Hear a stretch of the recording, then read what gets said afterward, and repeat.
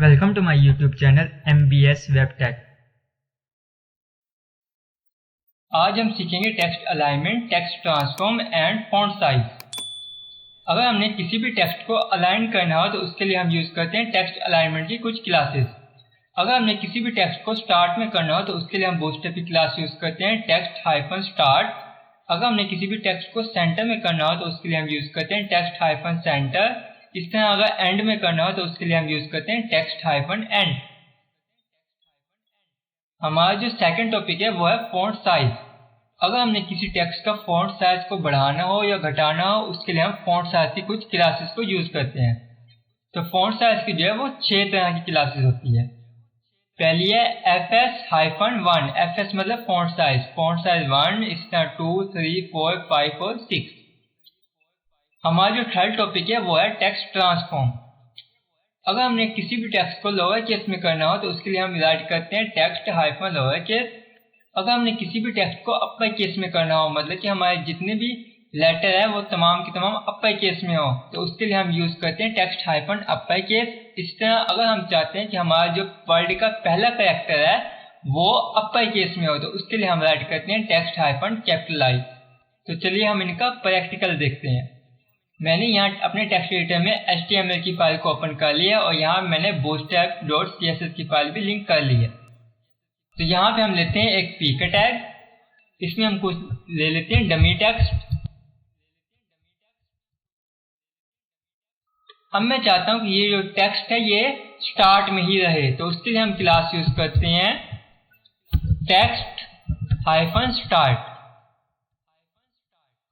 Text hyphen start आप दें या ना दें ये बाय डिफॉल्ट होती है।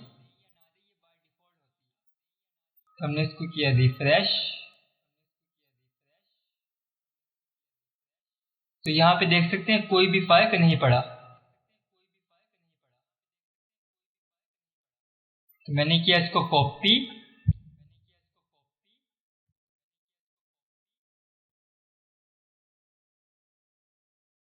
अब मैं चाहता हूं कि मेरी जो टेक्स्ट है वो सेंटर में हो, तो उसके लिए हम राइट करेंगे सेंटर, टेक्स्ट हाइफन सेंटर।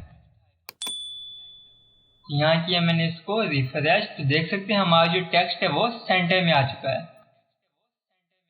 जो अलाइनमेंट की हमारी थर्ड प्रॉपर्टी है उसका नेम है टेक्स्ट हाइफन एंड।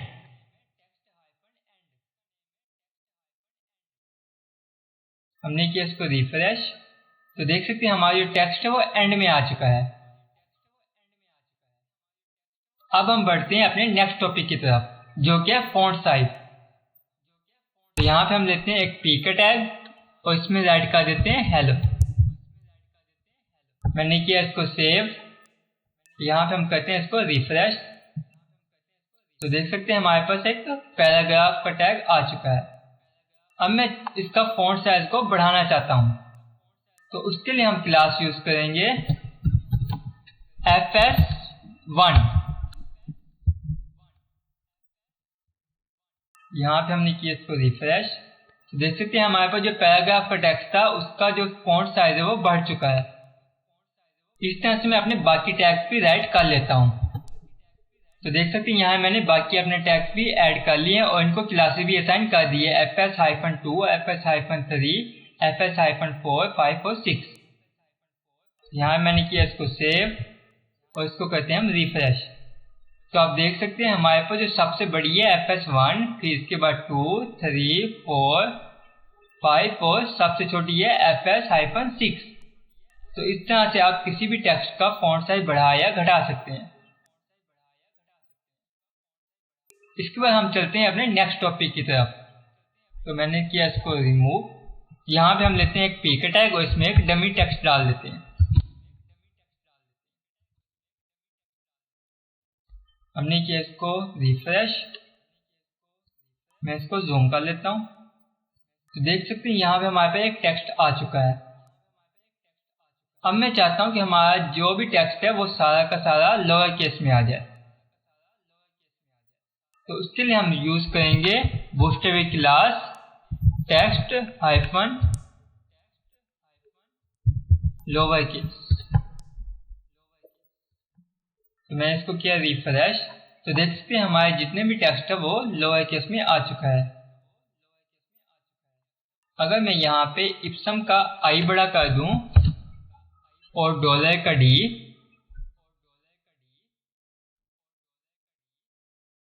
मैंने किया इसको रिफ्रेश, तो देख सकते हैं हमारे पास यहाँ पे जो डॉलर का डी है वो लोअर केस में है, जबकि हमने अपर केस में राइट किया था। तो इस तरह से आप टेक्स्ट हाइफन लोअर केस भी यूज कर सकते हैं। इससे हम इसको करते हैं कॉपी, अपनी नेक्स्ट क्लास यूज करते हैं अपर केस। अपर केस की क्लास को यूज करने से हमारे जितने भी टेक्स्ट है वो अपर केस में कन्वर्ट हो जाएगा। तो हमने किया इसको सेव, यहाँ पे किया हमने रिफ्रेश, तो आप देख सकते हैं हमारे जितने भी टेक्स्ट था वो सारा अपर केस में आ चुका है।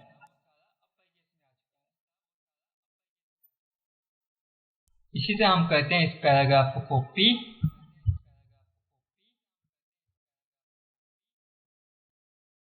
इसमें हम यूज करते हैं कैपिटलाइज।